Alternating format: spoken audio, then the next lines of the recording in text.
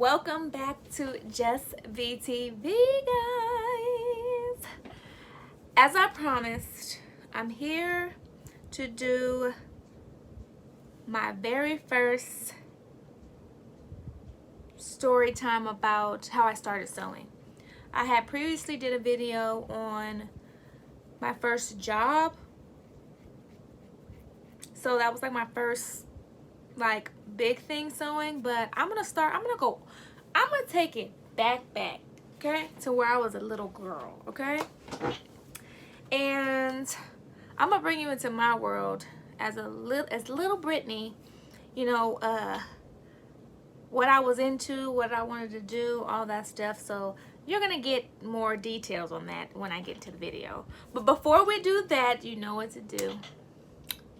If you don't know what to do, why don't you know what to do? Subscribe to my channel.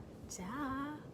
And like and comment below. Like I always say, it really helps my channel, especially since I'm trying to get my new videos pushed out there. I feel like I've done so many videos and they just haven't been getting the exposure that they deserve. And partly it's my fault, I know, because I haven't been consistent. But I'm committed to being consistent. So like, if you guys like and comment and share it, share the video. How about that? That might help me. That might help a girl out, you know? Like I said, we compadres. Gang, gang, gang, gang, gang, gang. We in the building.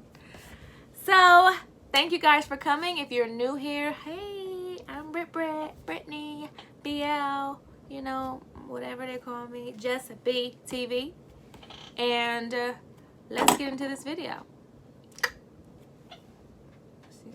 Okay, guys, so this light might be flickering on and off. I just realized it has a short in it.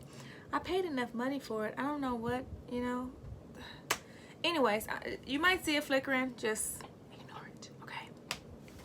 So this video is about how I manifested my dream job, okay? And it's not your conventional like manifestation video, but it you know, it still has the same vibes because I truly manifested this job. So I'm trying to think, should I start from the beginning, or should I start by, you know, the phone call of, maybe I'll cut back, okay? So when I was younger, I was a very shy kid. You know, I was very you know, quiet to myself. I wasn't into sports. I wasn't really into that much as a kid. I really didn't know what I wanted to do. You know, my mom tried to put me in ballet. I was just too shy to do that. My dad tried to put me in sports because I have a very athletic brother and sister. And I just was so afraid and timid. And, you know, I'm just so girly. And I'm like, oh, no, I don't want to do that. So I wasn't interested in that. I tried many things like choir, ROTC. I tried numerous things. But I realized that what I got attracted to was art and crafts. And that was something that I would always just naturally do on my own, but I never really thought it was anything special, right? So when I was a young girl, I used to just be in my room fiddling with stuff, you know, and I think that my parents ultimately thought that I was, you know, like a hermit. You know, I was always by myself, which I enjoy my own company. I'm still the exact same way, like by myself doing my arts and crafts. And even if I'm around people, I still have to have my little moments of alone time where I go in and do my arts and crafts. So I'm still the same way. It's just peaceful, you know, and it's therapeutic to do my arts and crafts. So when they thought I was just like isolating myself, I was in there doing art, you know, like drawing and coloring and, you know, doing that type of stuff. And so I didn't know that that could be a job for me. But at that age, well, before that, I used to go back and forth to my grandmother's house. She was my great grandma, but I call her my grandma because she actually raised my mother. So she was my mother's grandma, but my mom called her mom. So she was actually my great grandma, but I called her grandma. And I used to go to her house often, and we had a very, very, very, very, very close relationship. Like, I loved my grandma. She was like my best friend. And every time I would go to her house, she would teach me something new. She would teach me how to cook certain things. She would teach me how to clean up certain things. She just would teach me so much. And then she was just such a loving human being. She just would love me and hold me and tell me positive things all the time. And we just had a really special bond like that. And she just knew me, I felt like.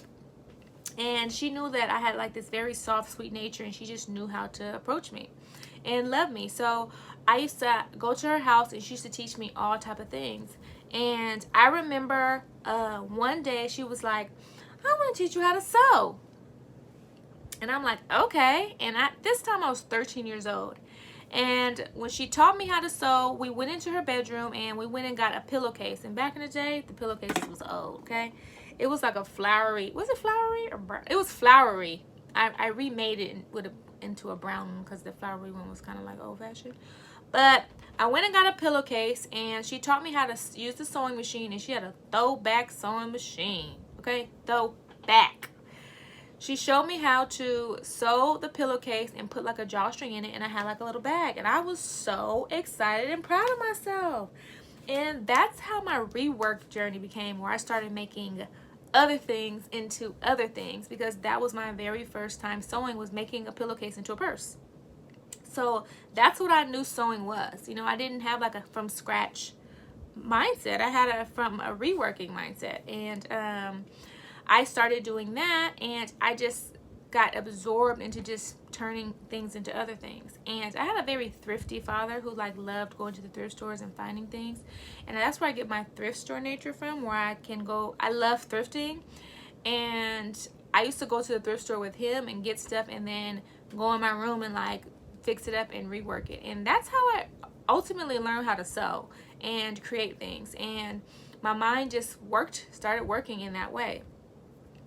So I started making stuff for myself here and there. And then when I got to high school, I started making stuff for my friends. And even though jersey dresses are popular now, jersey dresses was popular way back then. I'm not going to tell you my age because a lady don't never tell you her age. But anyway, way back, I was making jersey dresses way back. So now it's not new to me, but it's true to me. It's not new, it's true.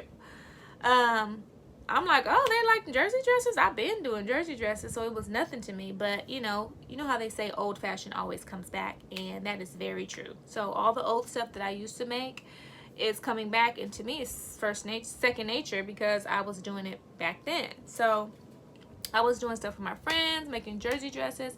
When I went to college, I was making stuff here and there. And then in college, I also took sewing classes, professional sewing classes.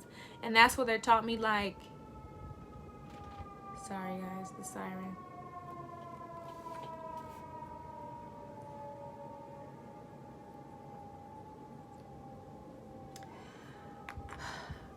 Rewind. In college, I took sewing classes and textile classes.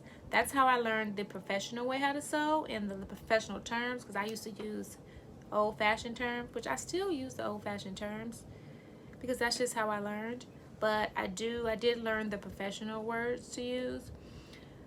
So when I start teaching how to sew, I'm probably going to use my phrases. I'm going to call them Brittany phrases, because they're easier for me, and they taught me how to sew. So I'm not going to teach the professional way, because people teach that all the time. I'm going to teach the Brittany way how to sew. I digress. I learned textiles, which is about fabrics, the right fabrics to use for what. And putting those together, it actually helped me be able to make more things in college. So in college, I was a part of a modeling troupe, and they had auditions. And I actually was the first person to audition to be a designer. Everybody was auditioning to be a model, and I auditioned to be a designer. So I made like a jersey thing, and of course, since there was nobody else coming on to be a designer, they usually just had like bought clothes and styled clothes for the models. Of course, I got the job to be a designer, and so I started like reworking all the clothes that they had and that they used to buy for the models. And I used to thrift and make my own stuff and all that in college. And then I remember specifically that there was like hope I'm not talking too fast, because when I get in the mind of talking about this, it just comes out, right? So I remember there being like a ball, like for all the different fraternities and sororities. I think that's what it's for. And they had a contest on like the best group, like dress, what outfits they're gonna make. So that was my time to shine. That was my time to shine. I have two babies who always seem to make the most noise when I don't want them to. And that's one of them. Y'all, I look a mess. Don't judge my shirt. I was painting. I stopped to do the story time, so this is just, you know, my chill top. You know. What was I talking about? Dolly Bell. Shh. Sweet girl. Sweetest girl. Shh. I love you. So I had to, okay, so it was a contest on who can make the best outfits for, or who's gonna dress the best. So, you know, I had to make the best dresses for my group, and of course we won. Duh. And I made dresses, like gowns, right? And I never told my family about that, I realized, and I actually forgot about that until I started designing recently. And my best friend reminded me that I did that back in college. And I was like, oh, yeah. And then a girl from high school reminded me that I had made her a jersey dress in high school. And I was like, oh, yeah, totally forgot. Because it was a time period in between from when I started to do it now to then. So to get to the story on how I know I manifested it was when I started making clothes this recent time, I had spoke with my dad. And he asked me what was I doing, and I told him, I was like, well, guess what, Dad? I'm actually making clothes for celebrities and stuff like that, and I'm making, you know, this stuff and different things like that. And my dad is very old school, so to him, he was just like, really, you know? And I'm like, yeah. He was just like, well, you want to hear a story? And I'm like, sure. And he's like, when you were 9 years old, I thought I was 7, but the video says 9. You actually said that you were going to be a fashion designer. And I'm like, really? He was like, yes, I'm going to send you a video. And I'm going to insert this video right here. Wow. So do you always beat up on him and tell him you're older? He has to do what you say? No? It's me though. So he's going to play baseball when he grows up. What are you going to do? Be a clothes designer. A clothes designer? You like being a clothes designer? Yeah? What type of clothes do you like? Dresses. So I was 9 years old when I said I wanted to be a fashion designer when I grew up. Now, my family is not a fashion family. Okay, my dad is a thrift store shopper, and my mama is nothing. Mom's a church woman. Okay, there's no fashion to be seen in my family. So I don't know where I got that from. I could say I got it from my grandma. Was she a fashionista? I don't remember. But for me to say I wanted to be a clothes designer and I want to make dresses at 9 years old, I was blown when he sent me that. I cried. I boo-hoo cried, because that means that my dream came true. I manifested who I am when I grow up at 9 years old. How incredible is that? Before I even knew. That's how I ultimately knew I was walking in my purpose. I ultimately knew that I could speak my life in reality. That was my what's the word I'm looking for? That was my confirmation that what you speak out loud can come to pass. And I manifested being a clothes designer. Now I am a full-time clothes designer, and I make more than dresses. I make everything.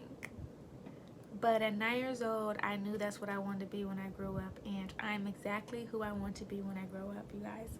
I get so emotional when I think about it sometimes, because it's just like, who actually says that? Who actually gets to live their dreams? You know what I mean? It's a far and few in between. And I thank God every single day. I'm filled with so much gratitude and love in my heart every time I get to sit down at the sewing machine. Every time I get to make something for somebody, it's so rewarding, because I'm actually doing what I love to do for a job. And I'm sorry, guys.